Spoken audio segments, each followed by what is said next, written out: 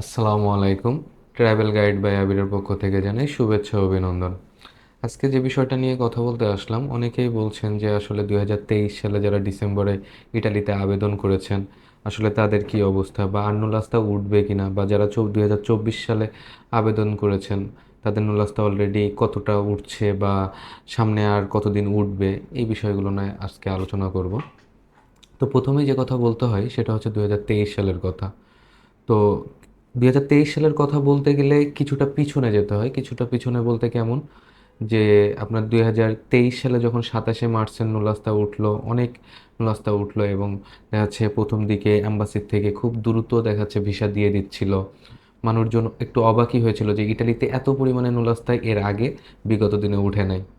তো পরবর্তীতে ইটালি সরকার দেখা যাচ্ছে যে ঘোষণা দিল যে ওরা 4,52,000 লোক নিবে। এটা 3টা পর্যায়ে এবং 3টা কোটা ওরা ভাগ করলো। তো প্রথমে তারা ঘোষণা করলো 2024 সালের ফেব্রুয়ারি মাসে ওদের হচ্ছে ক্লিক ডে দিবে একটা। বাট ওরা কোন সালের যে কোটা এটা কিন্তু ঘোষণা করছিল না। বাট কেউ কেউ মিশ্র প্রতিক্রিয়া ছিল, কেউ কেউ বলছিল এটাই 2023 সালের কোটা, 24-এর ওইটা হয়েছে, আর 2023 সালে যেটা হয়েছে এটা অলরেডি শেষ। মানে 27শে মার্চে যেটা, সেটা হচ্ছে 23 সালের কোটা, ওইটা শেষ হয়ে গেছে। আর 24 সালে যেটা ফেব্রুয়ারিতে দিয়েছে এটাই হচ্ছে 24 সালের কোটা। আবার কেউ কেউ বলছিল যে না, ওটা ছিল 22 সালের কোটা যেটা 23 সালে 27শে মার্চে হয়েছে। আর 24 সালে যে কোটাটা এটা হচ্ছে 24 সালে, বাট মাঝখানে 2023 সালের কোটাটা আসবে। তো আসলে বাস্তবতা যেটা দেখা গেল যে আসলে 2023 সালের শেষ মুহূর্তে, অক্টোবরের শেষের দিকে নভেম্বরের দিকে এরকম জানা গেল যে 2023 সালে এই আপনার ডিসেম্বর মাসে ক্লিক ডেটা হুট করে দিয়ে দিল। তো আসলে 2023 সালের যে ক্লিক ডেটা এটা অনেকটাই বলা যায় যে তাড়াহুড়ো করে ওরা ক্লিক ডেটা ঘোষণা করছিল, যদিও এটা গভর্নমেন্টের ব্যাপার। এটা আমার আপনার ছোট মাথায় আসলে এটা খুব বেশি যে ধরবে বিষয়টা এমন না। কারণ এটা তারাই ভালো বুঝে যে তাদের জন্য কোনটা, তাদের দেশের জন্য কোনটা ভালো হবে কোনটা খারাপ হবে। তো এখন বর্তমানে যে বিষয়টা হচ্ছে যে আসলে 2023 সালের নুলাস্তা কী পরিমাণে উঠেছে। আসলে 2023 সালের নুলাস্তা কিছু জানুয়ারি মাসে এর শেষের দিকে, ফেব্রুয়ারির দিকেও কিছু উঠছে।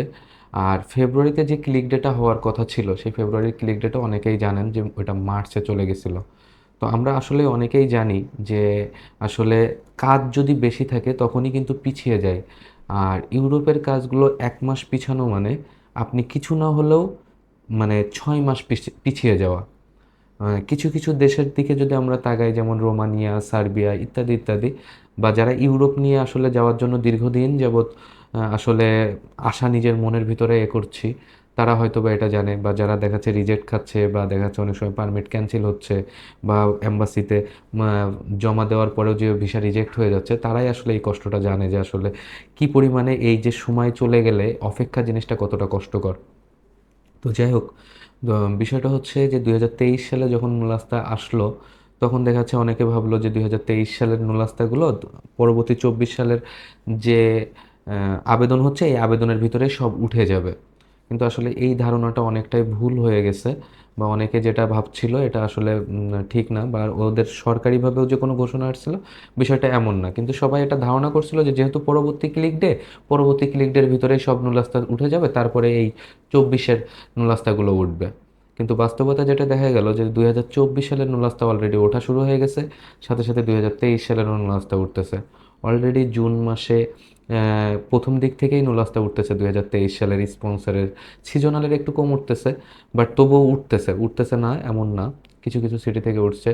আর এইভাবে দেখা যাচ্ছে যে জুন জুলাই এবং পুরো বছরটাই চলবে। কিন্তু এখন যে বিষয়টা, সে বিষয়টা হচ্ছে যে এই যে ধৈর্যের যে ব্যাপার, কে কতদূর ধৈর্য ধরতে পারবে, কে কতদূর ধৈর্য ধরতে পারবে না, এটাই হচ্ছে ব্যাপার। যারা দেখাচ্ছে যে অনেকেরই পরিচিত আছে এরকম, 2023 সালের কথা, ফেব্রুয়ারি মাসে রোমানিয়ার জন্য যখন কনসুলার টিম যারা দেখাচ্ছে ইউরোপ নিয়ে অনেক দিন যাবৎ এর চেষ্টা করতেছেন, তারা হয়তো জানেন যে রোমানিয়ার জন্য যারা 23 সালে ফেব্রুয়ারি মাসে জমা দিয়েছিল, আপনার বাংলাদেশে কনসুলার টিম আসলে কিন্তু দেখা গেল যে হিউজ পরিমাণে রিজেক্ট করলো। এমতো অবস্থায় পরবর্তীতে অনেক কিছু হলো, ইন্ডিয়ায় যাওয়া লাগবে, এই অবস্থায় অনেকেই অনেক রকম চিন্তা ভাবনা করলো যে না, ইন্ডিয়ায় যাব না, কষ্ট করব না, ইন্টারভিউ দিলে হবে না, ফাও ইন্ডিয়ায় যে খরচ করব না, ইত্যাদি ইত্যাদি অনেক কিছু। বাট দিন শেষে যারা দেখা যাচ্ছে যে কষ্ট করছে, ধৈর্য ধরছে, দেখা যাচ্ছে সময় দিছে, শ্রম দিছে, তারাই দেখা যাচ্ছে যে দিন শেষে আজকে রোমানিয়ায় আছে, রোমানিয়াতে এখন বর্তমানে সেনজেন হয়ে গেছে, তারা যে টাকায় সেনজেনে ঢুকছে তারা কিন্তু এখন বর্তমানে রোমানিয়ার ফাইলে অনেক রেট বেড়ে গেছে। যাই হোক, আজকে রোমানিয়া নিয়ে কোনো কথা বলবো না, কথা বলছি ইটালি নিয়ে। তো জাস্ট কথা প্রসঙ্গে চলে আসলো যার কারণে বলা। তো 2023 সালের নুলাসটা নিয়ে যারা দেখা যাচ্ছে সংশয়ে আছেন বা ইয়ে হচ্ছেন, বা সব থেকে ভালো হয় যদি আপনার ইটালিতে, অবশ্যই আপনি ইটালি যাওয়ার স্বপ্ন দেখছেন, অবশ্যই কেউ না কেউ আপনাকে অনুপ্রাণিত করেছে এই ইটালি যাওয়ার ব্যাপারে। হুট করে দেখা যাচ্ছে যে মনের ভিতরে আসে না। তো দেখা যাচ্ছে হয় ভাই বন্ধু বা দেখা যাচ্ছে আত্মীয় স্বজন কেউ না কেউ ইটালিতে আছে। তো সেখানে একটু খোঁজ নিবেন, খোঁজ নিলে বুঝতে পারবেন যে ইটালিতে এখনো পর্যন্ত নুলাস্তা উঠছে কিনা। যদি নুলাস্তা না উঠে থাকে বা তারা যদি বলে যে না উঠে নাই, তাহলে দেখা যাচ্ছে আপনি ওখান থেকে ফাইল তুলে নেওয়া বা দেখা যাচ্ছে যে আর আশা ছেড়ে দেওয়া ইত্যাদি ইত্যাদি করতে পারেন। বাট আপনার যদি ভালো টাইমিং হয় এবং আপনার যদি ভালো মালিক হয়, সেক্ষেত্রে দেখা যাচ্ছে যে আপনি এখনও আশা করতে পারেন 2023 সালে। আর 24 সাল তো কেবলই শুরু হয়েছে 24 সালে। তবে আশানুরূপ দেখা যাচ্ছে যে 24 সালে খুবই ভালো পরিমাণ নুলাস্তা উঠতেছে, যদিও 24 সালে তো কোটাও বেশি, নুলাস্তা উঠবেও বেশি, এটাই স্বাভাবিক। বাট 2023 সালে যারা আবেদন করেছেন তারা বেশিরভাগ মানুষই দেখা যাচ্ছে একটু হতাশাগ্রস্ত, যে উঠতেছে না, উঠলো না কেন, আর কবে উঠবে, ইত্যাদি ইত্যাদি। বাট ভাই বিষয়টা হচ্ছে ইউরোপের কাজ খুবই ধীরে সুস্থে হয়। দুশ্চিন্তা না করে, হতাশা না হয়ে আল্লাহ তাআলার কাছে চাওয়া যে আল্লাহ ওখানে যদি আমার রিজিক থাকে বা যদি কল্যাণ থাকে তাহলে আমার এটার ফায়সাল্লা করে দাও। শুধু দেখা যাচ্ছে যে আমার সময় চলে গেল, আমার এই শেষ হয়ে গেল। আপনারা কাজের ভিতরে থাকবেন, কোনো না কোনো দেখা যাচ্ছে কাজের ভিতরে থাকলে, কারণ আমার পরিচিতর ভিতরে অনেকেই আছে যারা দেখা যাচ্ছে ইউরোপের জন্য ফাইল জমা দিয়ে তারা চিন্তা করছে যে আমি ইউরোপে চলে গেছি। পরবর্তীতে দেখা যাচ্ছে তার ফ্যামিলি আত্মীয় স্বজনের সবার কাছে বলছে, পরবর্তীতে ওই ফ্যামিলি তার আত্মীয় স্বজনই তারা দেখা যাচ্ছে যে সময় যায় আর তাকে ডিপ্রেশনে ফেলানোর জন্য তার আশেপাশের মানুষগুলোই যথেষ্ট। তো এই হচ্ছে ব্যাপার। আর যারা নুলাস্তা পেয়েছেন তারা তো অবশ্যই সৌভাগ্যবান।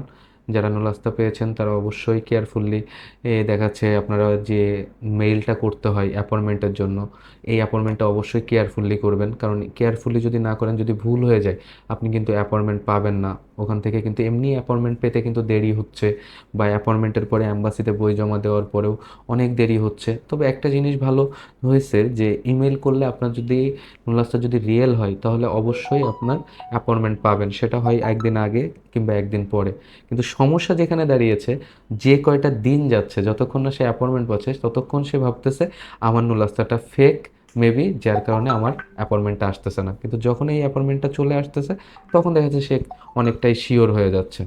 তারপরে আপনারা যারা দেখা যাচ্ছে যে ইমেল করার পরে অ্যাপয়েন্টমেন্ট পেয়ে যাবেন, তারপরে আপনারা যে ডি ফর্মটা আছে, তারপরে মালিকের কাছ থেকে ডিক্লারেশনটা নিয়ে নেবেন, যে মালিকের আরও যে ডকুমেন্টসগুলো আছে, এক্সপিরিয়েন্স সার্টিফিকেটটা একটু চেষ্টা করবেন যে যে কাজের উপরে আপনার নুলাস্তা উঠেছে সেই কাজের উপরে আপনি যেন অবশ্যই এক্সপিরিয়েন্স সার্টিফিকেটটা দিবেন। আর টোটালি যে বিষয়টা সর্বশেষ বলবো সেটা হচ্ছে ধৈর্য। ধৈর্যের কোনো বিকল্প নেই। একটা কথা আসলে না বললেই নয়। আসলে কাজের ক্ষেত্রে বা অভিজ্ঞতা বা দেখা যাচ্ছে যে যেটাই বলেন না কেন, এটার ক্ষেত্রে এটাই বলবো যে বাঙালিদের যদি মানে বাংলাদেশিদের যদি ইউরোপে যেতে হয় তার ৩টা জিনিস সবসময় মাথায় রাখতে হবে। যে দেখা যাচ্ছে ধৈর্য, ভাগ্য এবং একটা ভালো এজেন্সি। কারণ ধৈর্য, ভাগ্য এবং আর ভালো এজেন্সি, এই ৩টা যতক্ষণ না আপনাকে মিলবে ততক্ষণ আপনার ইউরোপ আসলে যাওয়া কী হবে বলতে পারছি না। বাট অনেকটাই আশা নিরাশার মতো। কারণ আপনি যদি ধৈর্য না ধরে যদি সময় না দেন, শুধু যদি মনে করেন যে আমি ৪ মাস, ৫ মাস, ৬ মাসের ভিতরে ইউরোপে চলে যাব আর ওখানে যেয়ে আমি সেটেল হয়ে যাব, আমার ফ্যামিলিকে টান দিব, আসলে বিষয়টা ভাই এতটা সহজ না। কেন সহজ না? ইউরোপে যদি কেউ থেকে থাকে, আত্মীয়স্বজন বা অনেকেই আছে যে তার পরিবারকে নিতে পারছে না। সে দেখা হাসব্যান্ড ওয়াইফকে নিতে পারছে না, ওয়াইফ হাসব্যান্ডকে নিতে পারছে না, বা তার বাচ্চাদের নিতে পারছে না, ভাই বোনকে নিতে পারছে না। যদি বিষয়টা সহজ হতো তাহলে যারা ইউরোপে আছে, কারোর না কারো পরিবারে কেউ না কেউ অবশ্যই আছে একজন ইউরোপে হলেই, তাহলে সেই সবাইকে নিতে পারতো। আসলে বিষয়টা অতটা সহজ না। যারা নতুন আছেন তারা হয়তোবা অনেক কিছুই স্বপ্নের মতো দেখেন, কিন্তু আসলে বাস্তবতাটা অনেক কঠিন। তা আজ এই পর্যন্তই। ভালো থাকবেন, সুস্থ থাকবেন। অনেক কথা বললাম। আসসালামু আলাইকুম।